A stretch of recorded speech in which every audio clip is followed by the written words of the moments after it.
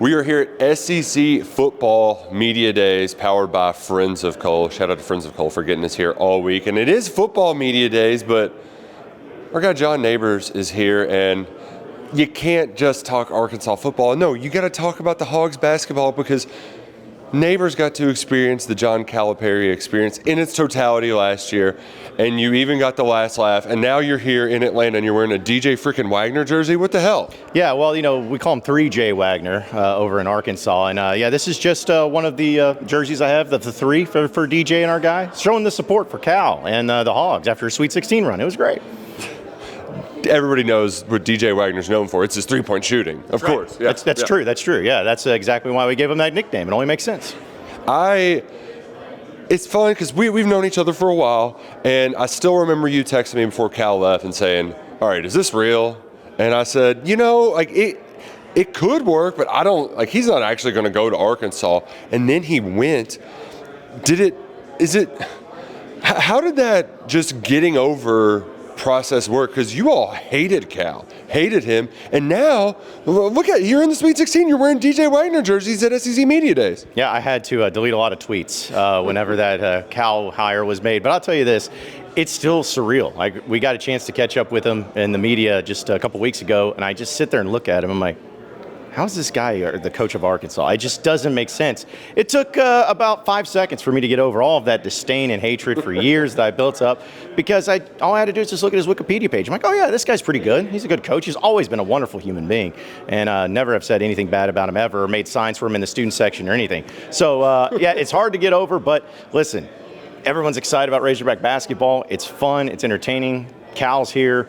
We at least have a lot to look forward to. Well, but then what happened is what we kind of said. It's going to be bumpy along the road. Things were rough, and they were pretty ugly early on. I know, and I kept laughing about this because Kentucky fans, when Arkansas got off to that 1-6 start in SEC play, were like, we tried to tell you. And I'm like, no, you didn't. You said that we would have a great regular season and we'd fail in the tournament. That's what you said. This was not part of the agreement.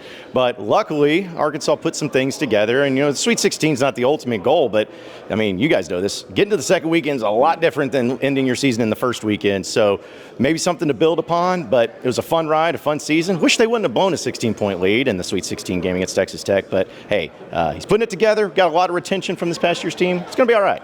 We'll get more to the 16-point lead stuff in a little bit. But first, I got to – what is this? I just want to be this is solid right here. I'm sorry.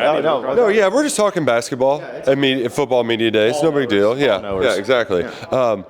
But when things were rough, it all turned around when John Nabors came up to KS Bar and started doing Inside Arkansas, and the unthinkable happened. Yeah, I think that's what it was. Cal was dead in the water. He was down in the dumps, and he was like, man, I need something to inspire us as a team to be able to come back and turn this thing around. And I think when he saw Inside Arkansas go into the lion's den of KS Bar, he's like, if they are willing to go that far to be here to watch us play, we can go as far as we need to as well. And I think it's just the inspiration they needed.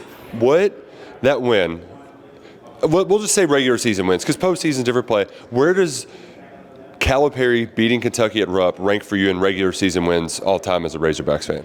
That's tough because it's way up there. It was one of the more satisfying wins. And I've said this many times before. Going into the game, Arkansas wasn't very good, and Kentucky was doing really well. Yeah. But the whole time I didn't feel like it was ever Arkansas and Kentucky. It was Kentucky versus Cal. I was just a bystander. I was just back there hanging out. But to see and witness it in person was awesome. The atmosphere was great. The crowd was great. Kentucky fans were really great to us and really nice and kind, even after the game. But it was one of those things that I kept hearing about. Well, Cal's always got these one games randomly that he'll win. This is the type of thing. I'm like, man, y'all are better. You guys got it going on. And then when it ended, and I looked up in Rupp, and I saw so many Kentucky fans with that look that I know well because I've had it myself. Yep. Like their soul had been snatched because they wanted something so bad and it didn't happen. It was nice to be on the other side of it for a change. So extremely satisfying. I'd say it's at least top three. Has to be in the top three. You mentioned it was Cal versus Kentucky. That was what happened in the second round. It was Cal versus Rick. And going into that game, I was just beating my fist on the table. This is what Cal does. He beats Rick in these moments. I don't think anybody expected St. John's to go over from three-point land, but that was I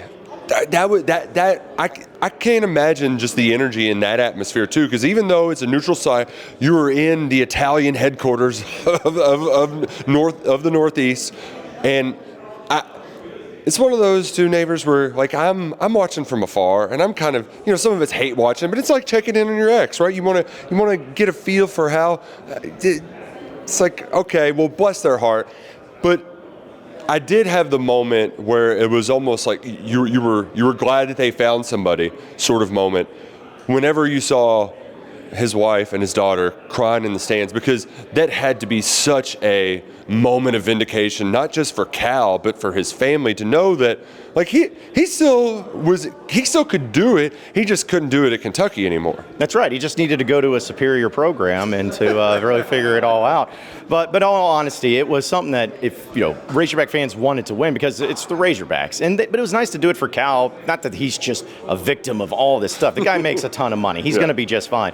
But there was an element of his own expectation that the team wasn't meeting, and I think being able to have that moment to where the Kentucky win on the road was great, but then to do it against Pitino, the guy that oddly was like, hey, don't boo Cal when he comes to town. Like the weird video that he put out, just to do it up there in the Northeast against each other, where St. John's had a great year, one of their best years, and Cal and Arkansas, a little 10 seed, ends up beating them. That was really satisfying. You could tell it meant a lot to him, and it meant a lot to the family to kind of feel like, hey, Cal loses in the first weekend every year. To make it to the Sweet 16 while beating Rick Pitino in that way, it was pretty sweet for him. Oh, Sweet 16, sweet. But here's the thing, though, neighbors, is a lot of the success at the end of the regular season, it was get up by 15 points, and then I felt like it was I would be up late, and I would have that game on. It was always the late game, 10:30 Eastern. Arkansas's got a 15-point lead, and then you look up and it's 3, and they're sweating, and then DJ's got to go hit a shot down the stretch. 3J didn't have one of those shots down the stretch against Texas Tech. How does it feel to play with dynamite every time you watch your team play basketball? Well, it's never short of entertaining and interesting, and it's got the positives and the negatives. Like sometimes it's great because it keeps it fast-paced and it's a fun game to watch, and you have some big games and upsets and all that, but you never get comfortable no matter what. And it keeps you on the edge of your seat. If you have a 16-point lead in the NCAA tournament, for instance, you sit there and still don't feel good. So you never are comfortable. You're never just feeling like, this is nice, we can do this. You have to be on the edge of your seat all the time. It's exhausting, is really what it is. Yep. It's an exhausting. Kentucky fans know all too well. Yep, it's exhausting, but rewarding. You just have to take everything in together and make the most of it. So we'll end by looking ahead to next year, because unlike a lot of the Cal teams, there's a lot of people coming back. I mean, Kentucky's greatest runs were when they had a core nucleus of guys come back. The 2012 team, you brought back Deron Lamb and Terrence Jones. 2015, obviously, you brought everybody back from the national runners-up the year before. You got Brazile back.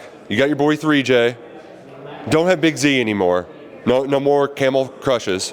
So what are the expectations this year? Because the SEC is still going to be good. I don't think it's going to be as top-heavy, but are we setting ourselves up on a crash course with Kentucky and Arkansas as the top dogs in the league? I mean, people are saying. I don't disagree. I think with what Arkansas's got, you mentioned the retention. I mean, you also got Carter Knox back, which was huge, and so you have a lot of experience. They got 2 McDonald's All-Americans coming in with Malik Thomas and Darius Acuff.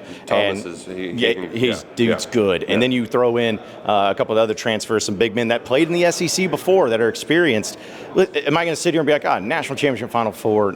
I mean, that's a crapshoot. Everyone knows the tournament's tough, but for once, I'm hoping that we have an enjoyable regular season. Even under Muss, as great as he was, it never went well until the very end. So I think Arkansas and Kentucky and a lot of other teams in the SEC are basically all together. It's just a matter of who's going to be on top. I could see the team that ends up winning the conference having a record of 13-5. I mean, it could be something like that, but then you'd have all the teams, like 10 of them, having 13, 12, 11 wins. So they're all going to be in there. But I think Arkansas and Kentucky, first off, they need to play twice. They need to play twice every year. SEC? I mean, I don't understand that. They need to do that. But there's no doubt that game's going to mean a lot for a lot of reasons. But that game could be a difference of, hey, you finishing first in the SEC or you finishing 6th in the SEC. So I can't wait for basketball season. I know it's football season, but Right. basketball season, there's a lot of excitement surrounding in Fayetteville.